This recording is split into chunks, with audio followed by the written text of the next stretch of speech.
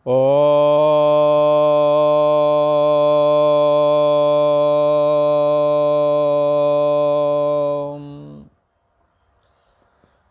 गुरु ब्रह्मा गुरु विष्णु गुरुदेव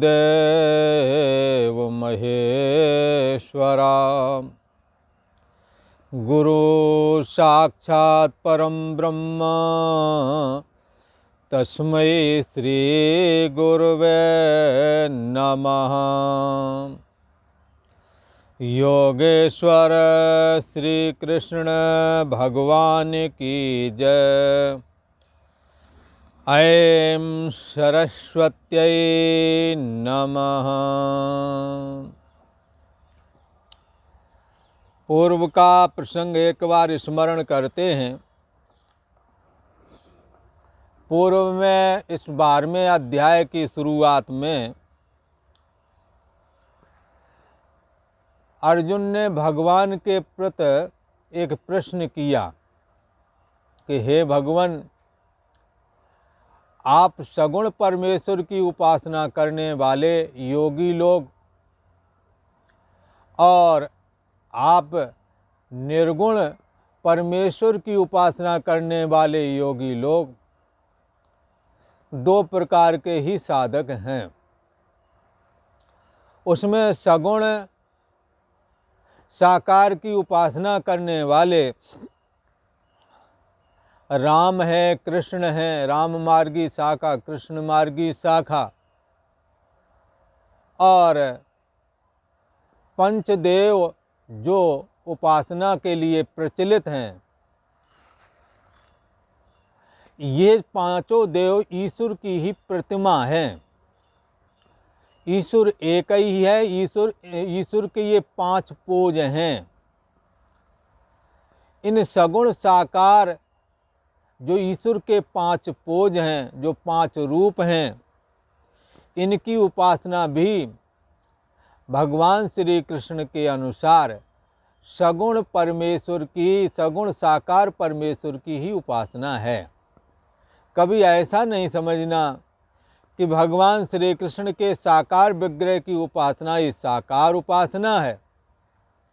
तो ये बात तो ठीक है, पर राम भगवान के सगुण साकार उपासना, इसको ये अलग होवेगी वो अलग होवेगी, ऐसा नहीं समझना।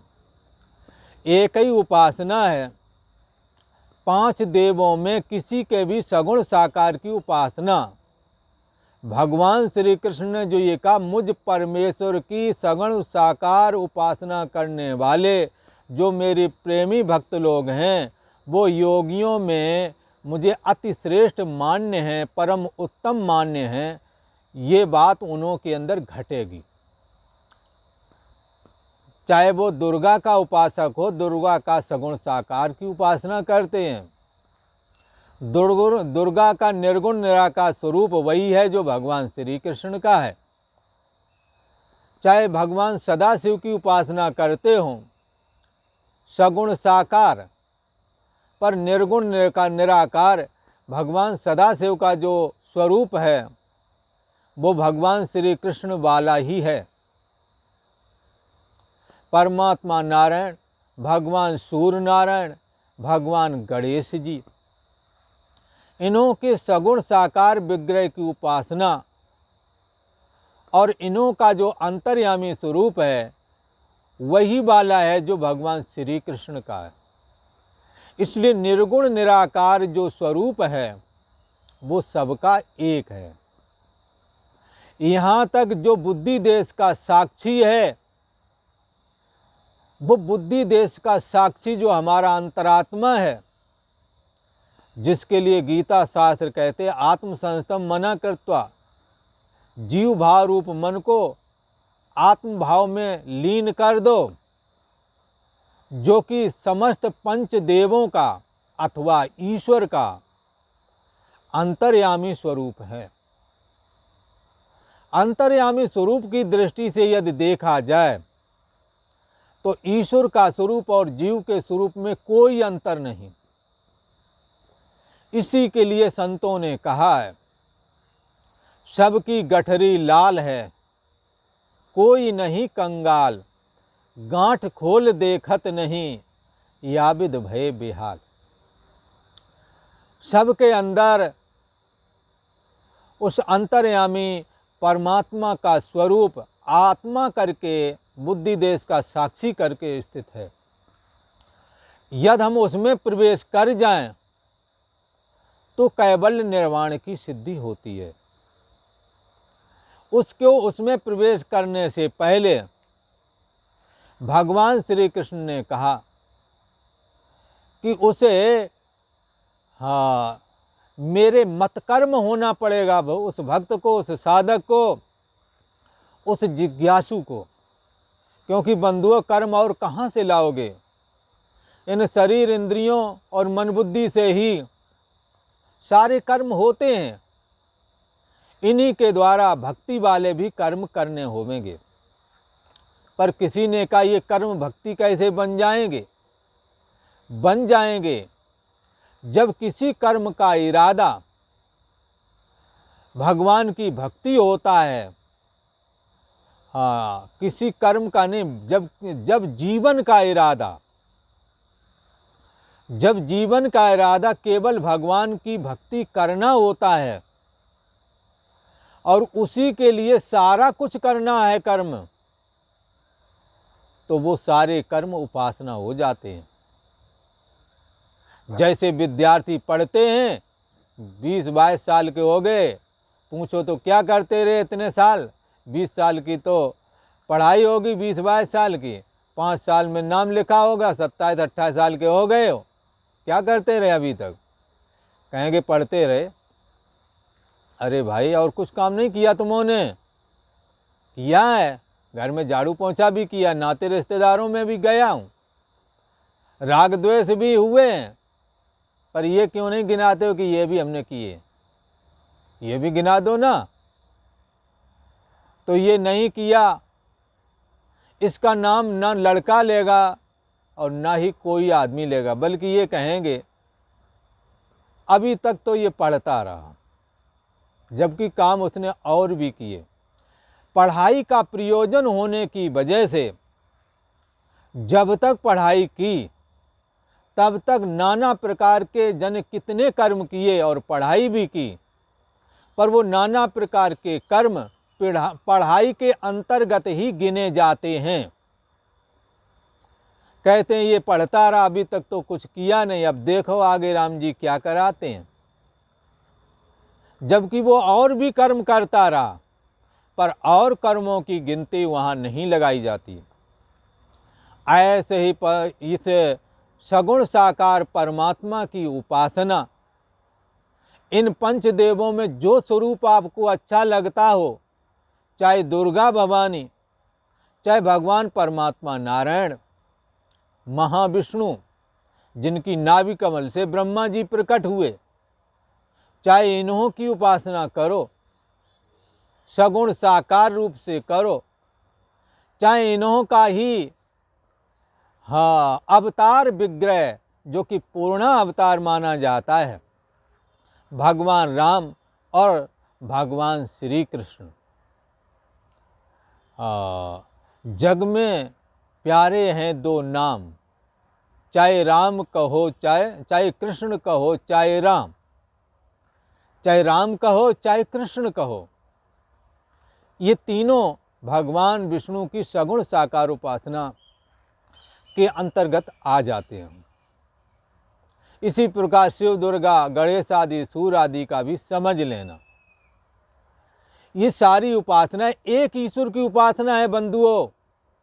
आप कभी झिझकना नहीं जब ये लोग बोलते हैं कि इन सनातनियों के कौन से देवी देवता, एक ही देवता है, एको देवा सर्वभूतेषु गूढ़ा, संपूर्ण भूत प्राणियों में वही और संपूर्ण पंचदेवों में भी, पंचदेवों के रूप में भी वही, उसका कोई रूप आकार नहीं है। कोई कहेगा आप एक तरफ तो बोलते रूप आकार नहीं, दूसरी तरफ कहते हैं ये सब उसी के रूप में। ये कैसी कही? जैसे पानी H2O मात्र है, वो कभी पत्थर नहीं हो सकता, पर माइनस में चला जाए तो पत्थर से कोई कम भी नहीं रहता। यदि उसे उसकी सिल्ली किसी के ऊपर डाल दी जाए तो मृत्यु को प्राप्त हो जाएगा। ऐसे ही बंधुओं, उसका कोई रूप आकार तो नहीं है, तो किसी का रूप आकार नहीं तो उसको कैसे जानोगे? बंधुओं, तुम्हारा होना अभी जो आपको लगता है मैं हूँ, ये किसके द्वारा जान रहे हो? जैसे बाहर जितना भी जगत है नेत्रों के द्वारा जान रहे हो, हाँ, और नेत्र मन के द्वारा जाना जा रहा है, और मन बुद्धि के द्वारा जाना जा रहा है, और बुद्धि का होना ही तुम्हें लगता है मैं हूँ। और बुद्धि जब सुषुप्ति रूप में कारणावस्था को चली जाती है, तब उस समय मैं कुछ भी ना जाना। ये जानना और ना जानना, ये किसके द्वारा जाना गया? इसका भी तो कोई जानने वाला होना चाहिए। इसके जानने वाला कोई और नहीं सो तू है। यही तुम्हारी असली मैं है। जिसने फाइटर बनाए, जिस चेतना ने कंप्यूटर बनाए, उस चेतना को भी कोई जानने वाला है। यही भगवान श्री कृष्ण का अंतर्यामी रूप है, यही सदाशिव का अंतर्यामी रूप है, यही राम कृष्ण का अंतर्यामी रूप है, यही गणेश का अंतर्यामी रूप है, यही सूर्य का भी है, सबकी गठरी लाल है, और यही हर एक प्राणी का आत्मा होकर के स्थित है। इसलिए आत्मै वेदम सर्वम, ये सारी सृष्टि आत्मस्वरूप ही है, ऐसा समझना चाहिए। इसी का नाम अक्षर है।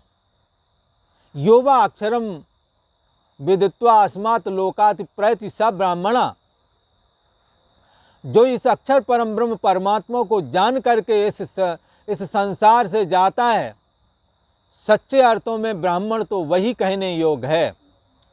बाकी जाति के नाम से पूज रहे होंगे, किसी डिग्री के नाम से पुजवाई कर रहे हों, वो एक अलग बात है, पर सच्चे अर्थों में ब्रह्म जानाति स ब्राह्मणा, परम ब्रह्म परमात्मा में जिसने अपने जीव भाव को लीन कर दिया है, आत्म संस्तम मना कृत्वा, यही ब्राह्मण कहने योग्य है। और जो इस अंतर्यामी आत्मा को नहीं जानता है, सकृपणा, वो कृपण है, क्योंकि उसने अपने अंतर्यामी आत्मा रूप जो महान धन है, जिससे मृत्यु की निवृत्ति हो सकती है, उसको भी नहीं जाना, उसको खर्च नहीं किया, और देह में ही जकड़ा रह गया, होके अविनाशी जन्मा मरा है, सिंह होकर के भेड़ की तरह भें भें मचाया। ये घरबार है, ये परिवार है, ये खजाना, झूठी दुनिया को ही सत्य जाना। भगवान श्री कृष्ण कहते हैं, सत्य तो तुम्हारा बुद्धि देश का साक्षी है, और ये तुम्हारे मन बुद्धि इंद्रियां आदि सत्य नहीं है। ये आपेक्षित सत्यता है। जैसे ये जगत जब तक स्वप्नावस्था में नहीं गए तब तक ये सत्य है। जब स्वप्नावस्था में गए तो स्वप्नकालीन जगत सत्य दिखता है, ये मिथ्या हो जाता है। और स्वप्नावस्था भी जब सुषुप्ति में पहुंच जाते हैं तो वो मिथ्या हो जाता है, सुषुप्ति सत्य हो जाती है। और सुषुप्ति भी तब असत हो जाती है जब जागृत अवस्था प्राप्त होती है। इसलिए तीनों अवस्थाएं ही मायक हैं, ऐसा समझ करके जागृत स्वप्न सुषुप्तिषु प्रपंच यत प्रकाशते तद ब्रह्माहम, जागृत स्वप्न और सुषुप्ति जिसके द्वारा प्रकाशित होते हैं, जिसके आश्रय से फुरते हैं, तद ब्रह्म, वो ब्रह्म है, वो आत्मा है। तद विजिज्ञासस्व, उसको जानना चाहिए। कैसे जानूं? तपसा ब्रह्म विजिज्ञासस्व, तपस्या के द्वारा उस परम ब्रह्म परमात्मा को जानो।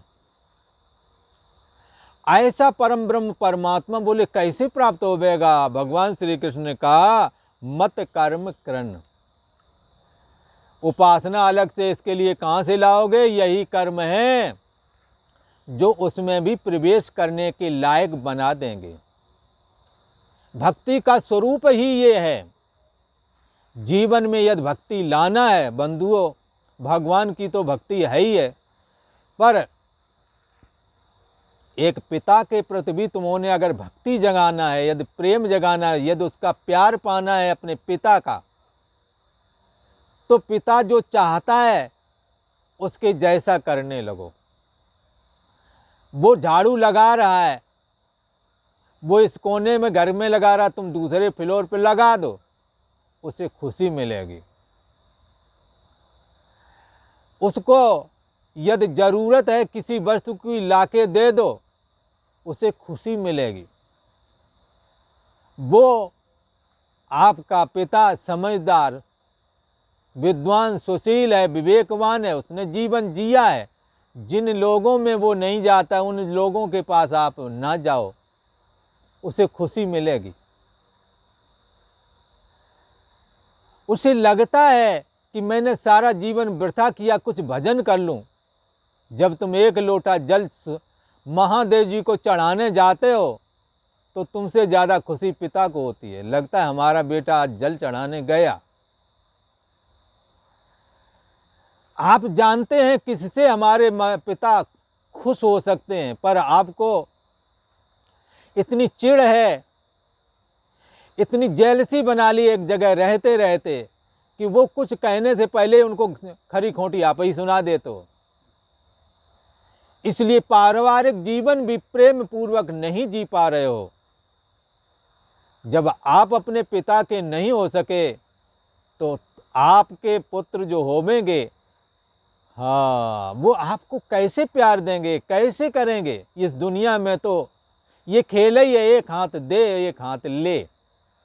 राशन पानी की दुकान पे जाओ, बोलो हमें आरे को चीनी चाहिए, चाय की पत्ती चाहिए, बोले ला एक हाथ से पैसा, दूसरे हाथ से ये ले जा, चाय पत्ती चीनी। ये तो दुनिया का ये खेल है। ये है मतलब की दुनिया। सुर नर मुन सबकी यह रीति, स्वार्थ पाए करें सब प्रीति। पर बंधुओं, इसमें एक जगह गुंजाइश है कि स्वार्थ छोड़ करके इन कामों को यदि पुत्र पिता के लिए, हाँ, केवल पिता के लिए कर दिया, बस पैसे दे दिए, दोबारा नहीं मांगना।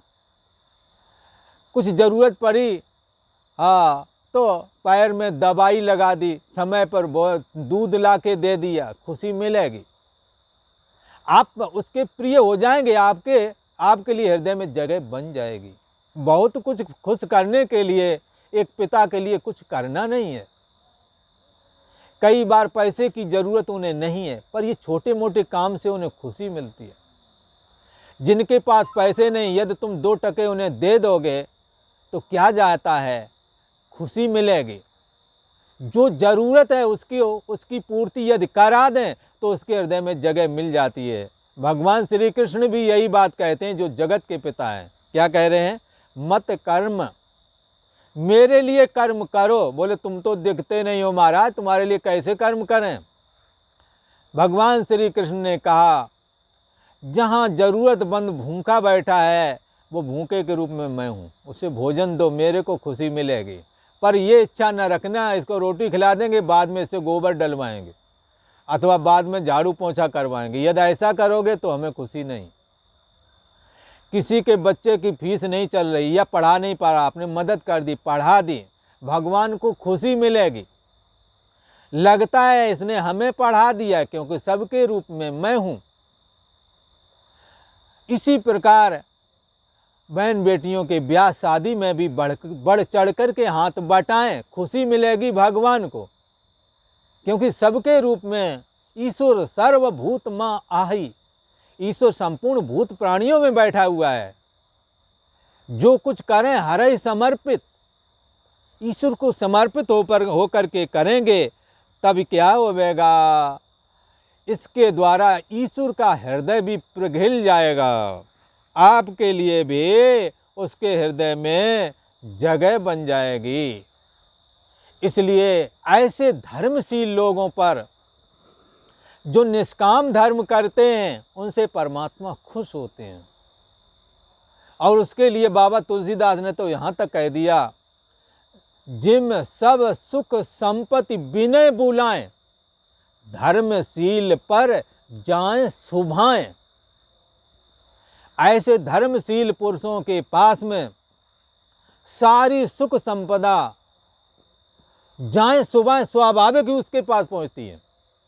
आप देखेंगे जो दूसरों की मदद इमदाद करते हैं उनके पास धन कहीं ना कहीं से आता है।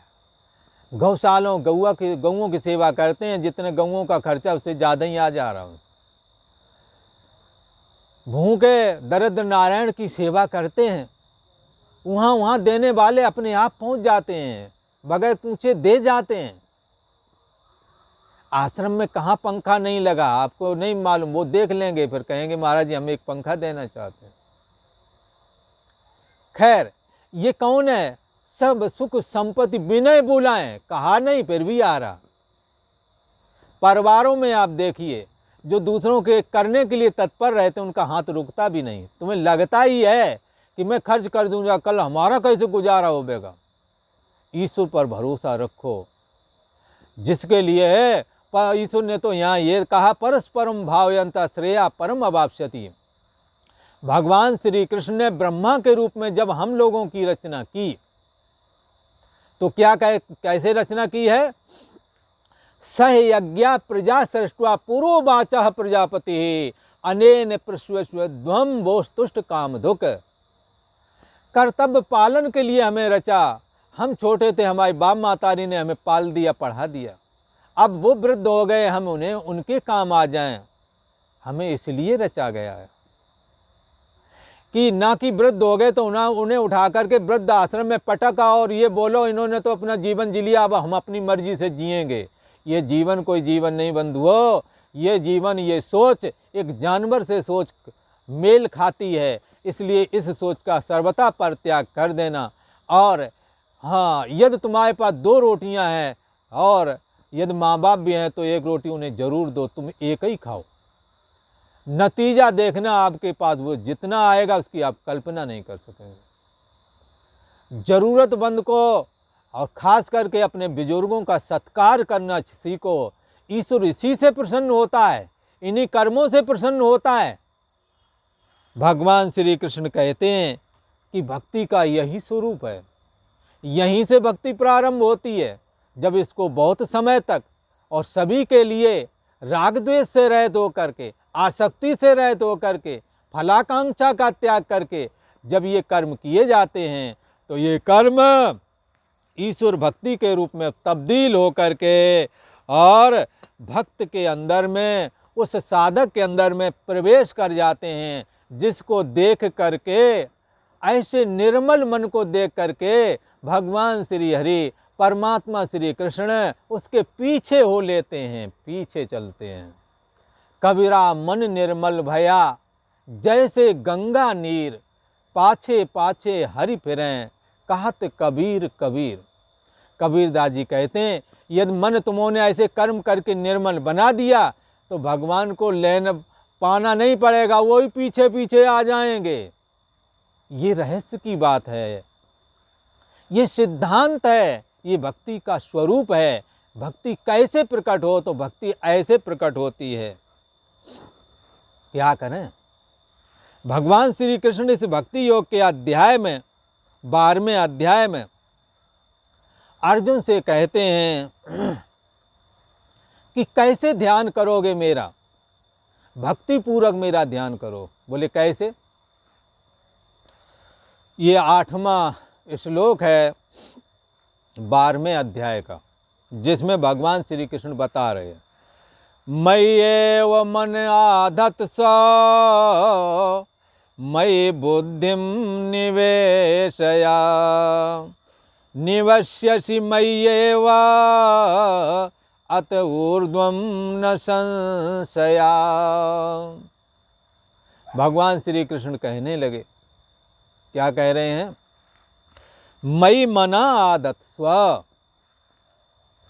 मुझ में मन को लगाओ।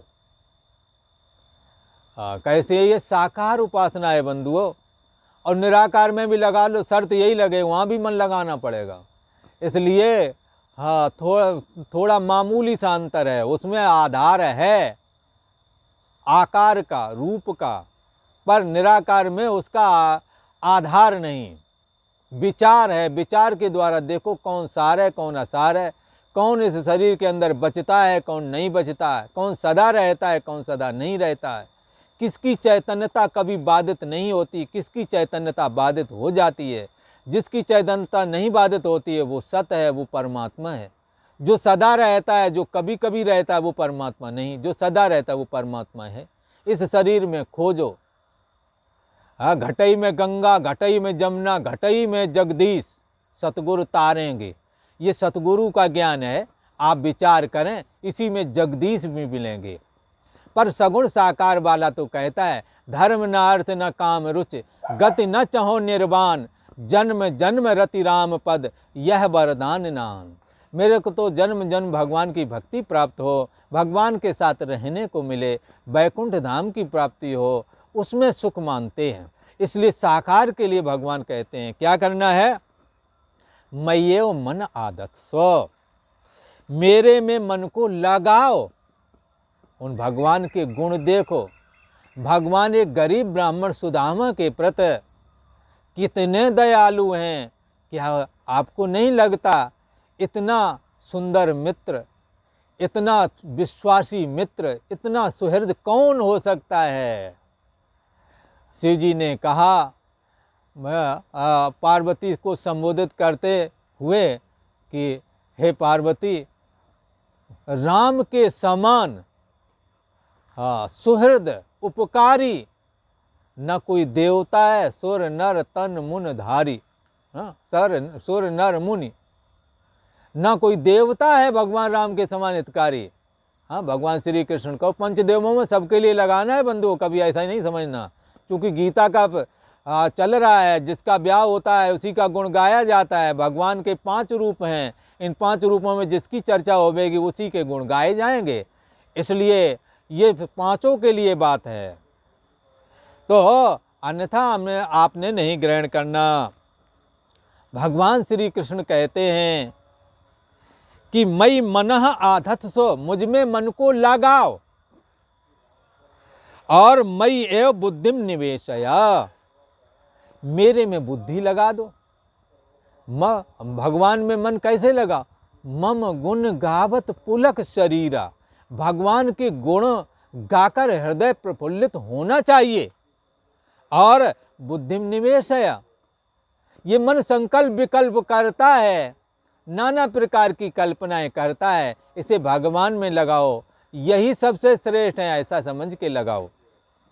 और मैं बुद्धि निवेश, मेरे में बुद्धि लगाओ। तो किसी ने कहा महाराज मन कह दिया, मन ही का एक भाग बुद्धि है, तो दोबारा बुद्धि लगाओ, ऐसा क्यों कह दिया आपने? ऐसा ना कहते तो ठीक ही था, इतने ही कह देते थे मैं मन आदत मेरे में मन लगाओ, बस बात खत्म। पर आप तो बोल रहे हैं मैं बुद्धिम निवेशया, मेरे में बुद्धि को लगा लो।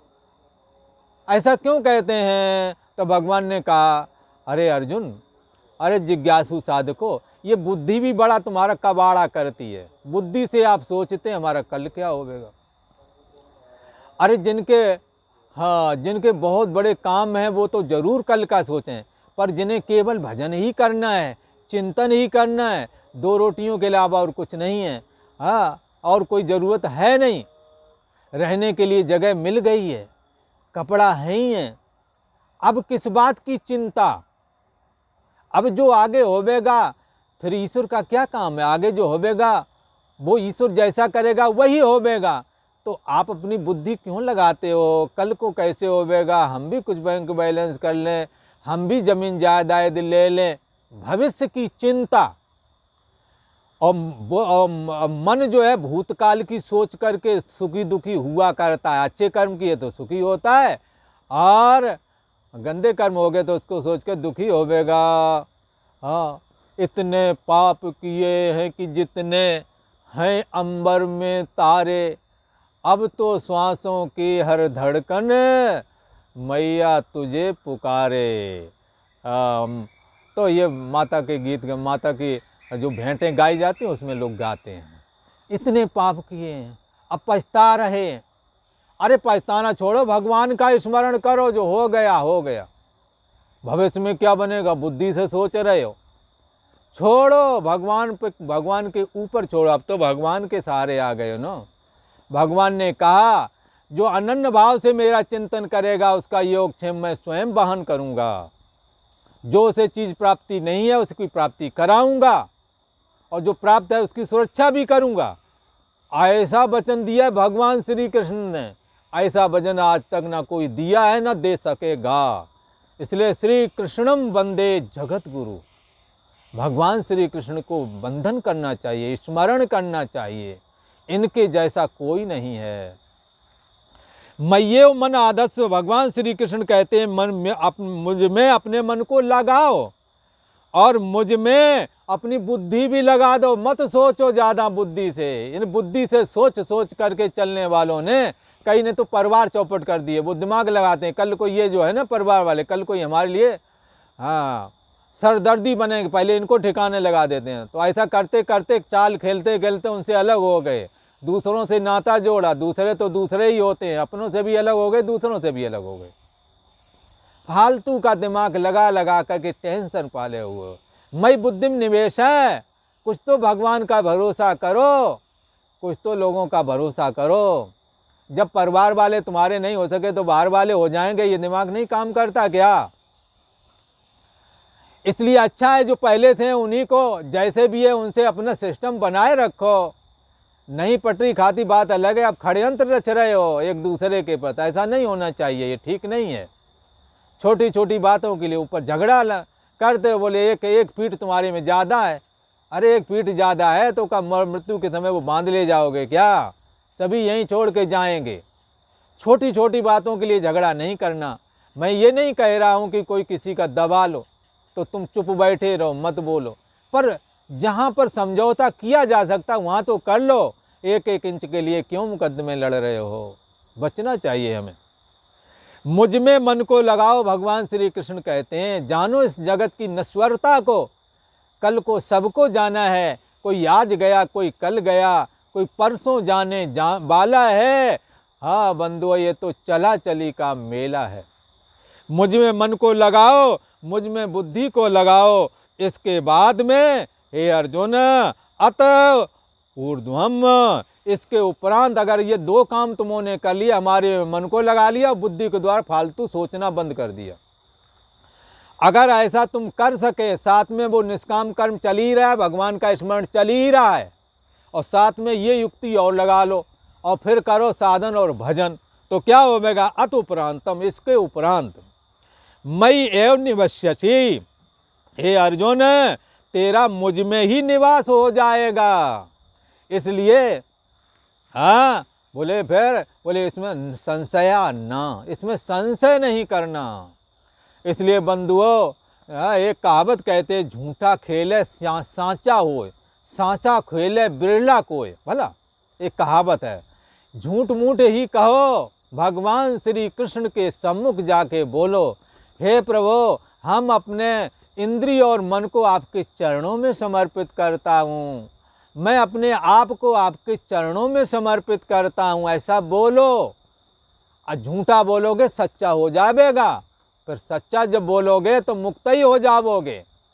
इसलिए कहा झूठा खेले सच्चा हो, और सच्चा खेले बिरला कोई। बिरला कोई बाद में जाकर सच्चा खेलता है, वो मुक्त हो जाता है। भगवान श्री कृष्ण में कहो, हे प्रभु हम अपने समस्त कर्मों को आपके चरणों में निवेदन करता हूँ, हम अपनी बुद्धि को आपके चरणों में निवेदन करता हूँ, इंद्रियों सहित अपने आप को आपके चरणों में समर्पित करता हूँ। मेरा मार्गदर्शन करो, मुझे सतमार्ग में लगाओ। हे प्रभु मैं तुम्हें भूलूं नहीं, मैं मेरे अंदर आपका स्मरण बना रहे, प्रार्थना करना चाहिए।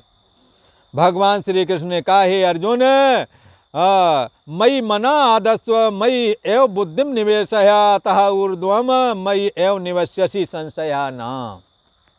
मुझ में मन को लगा दो, मुझ में ही बुद्धि को लगा दो। इसके उपरांत हे अर्जुन तू मुझ में ही निवास करेगा, इसमें कुछ भी संशय नहीं। ये ध्रुव सत्य है, अटल सत्य है, ऐसा भगवान ने कहा। और आज इतना ही। ओम शांति शांति शांति।